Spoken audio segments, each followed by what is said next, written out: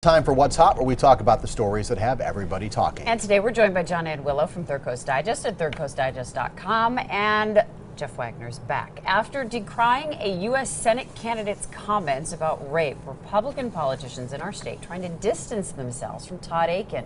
Sunday, Akin said women's bodies are able to prevent pregnancies in cases of what he called a legitimate rape. Will those remarks have an impact in Wisconsin come November? And there is an effort to push him out of that race. Yeah, both Ron Johnson and Paul Ryan personally asked him to step out of the race, and he did not. I think it's especially sensitive for Ryan because he co-sponsored legislation with him that in part defined rape, and they worked on that together. So, yeah, he is distancing himself. Whether it'll impact the outcome of the Wisconsin elections, it's hard to say. Yeah, I mean, obviously, figuratively speaking, politically, you know, Akin is a dead man walking, and he just doesn't realize it. All the money sources have dried up. Everybody from Mitt Romney and Paul Ryan on down have said, get out of the race. He's stubbornly hanging on. He has until September 25th to officially pull the plug, and hopefully, you know, he will, I think, recognize that he just cannot come back from this. Now, in Wisconsin, I guess I think this is candidly a temporary distraction. There was a pro-life event in Madison the other day that was disrupted by a small group of hecklers screaming Akin, Akin, Akin at the top of their lungs. I think that the Republicans in Wisconsin have done pretty much what they can do to distance themselves from this and disassociate themselves with it. I don't think it's ultimately going to be a voting issue, but I will say this, Akin would do everybody a favor if he just did the right thing, which was to be stepped down. This does take people's eyes off the ball, though, right now. Right, and Republican or Democrat, he just needs to step out of public policy and public office. Yeah, and I mean, I don't know what I just don't know what he thinks by hanging on. Again, there's no, all the money sources have dried up. You know, everybody is saying, okay, get out of this thing. He's down by 11 points right now in the latest poll that came out in Missouri. What he is hanging on for, what, because he wants to lose by, you know, 70-30? I just don't get it. No. All right, coming up next, a runaway juror ditches the Milwaukee County Courthouse and heads to sunny Cancun. We'll take a look at what kind of a vacation should await her when she returns. Again, we're joined by Jon Anne Willow from Third Coast Digest and Jeff Wagner from News Radio 620 WTMJ. All right, this is the headline this morning.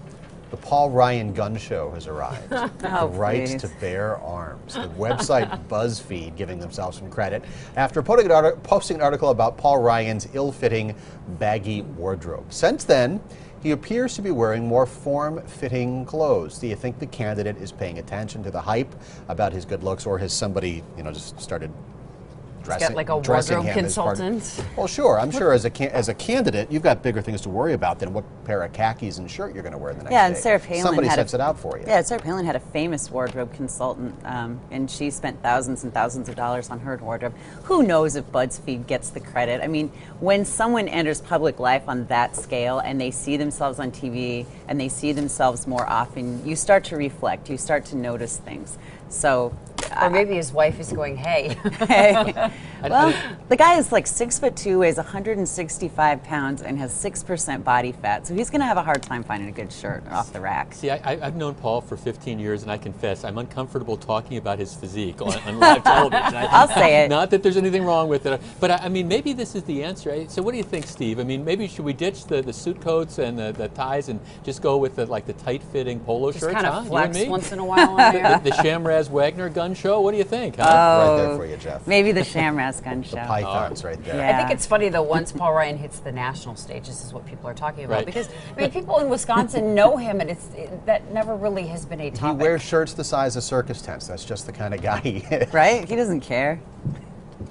Okay, let's go to topic number 3, because Jeff is mute on this one. A Milwaukee juror could be in trouble for skipping town in the middle of a trial. 20-year-old Ivana Samardzic was one of 12 jurors deliberating on a felony shooting trial. She called jury services to say she left her vote with the foreman and was boarding a plane to Cancun. She looks like she's boarding a plane for the Jersey Shore. How Holy should she cow. be punished when she comes back from vacation? Did she leave it on a Post-it note? Well, I got to tell you how this one tickled my fancy, because back in the day when I was a federal prosecutor, I mean, I practiced in front of federal judges that would hold lawyers in contempt if they were 10 minutes late.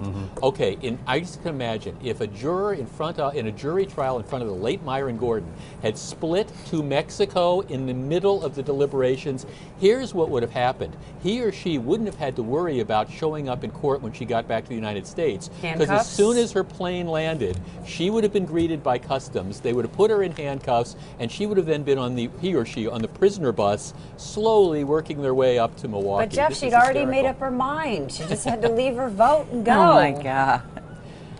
It's so crazy.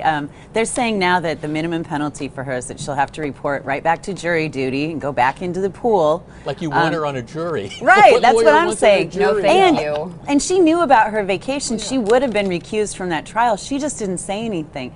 Maybe she wanted to have it all, do both. Yeah. As long as that trial wraps up quickly. Because she's do you think it's an age thing? She's 20. I mean, see, they make it. Or is it bigger than that? It's got to be bigger than that. Yeah, I mean, she made choices about her hair and wardrobe too. That I'm sorry. See, but you're can't right, help Jon Anne. If you would have told the judge, "Hey, I got a vacation coming up. I'm out of here."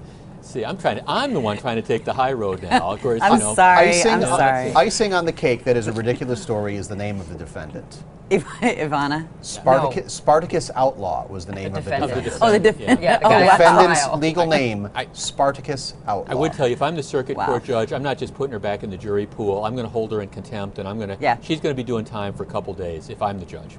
You're a hanging judge. Jeff, thanks. We'll take a quick break. We'll be right back. I feel like going to Mexico. I need a